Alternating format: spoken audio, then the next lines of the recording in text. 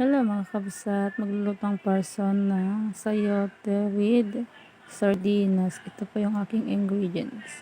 Papaya nga pala sana ang gagamitin ko, pero dahil yan pahinog na, ay sayote na lang ang aking ipinalit. Kasi kapag yun na iginis ako, ay alam kong matamis. Baka hindi magustuhan ng mga bata. Ay hindi ko na siya iniluto. May gagawin na lang ako dun mamaya. Lalagyan ko na lang yun ng suka, tsaka lagyan din natin ng sili. Parang appetizer na lang natin yung papaya. Yung kasing papaya na yun ay tira nung isang gabi. Naggata kasi yung binan ko ay may natira. Hindi ko naman naluto kaagad, kaya yun nahinog na. So kada daldal ko nga ay luto na pala tong ating ulam. Nyagan ko rin yan ng malunggay para mas masustansya.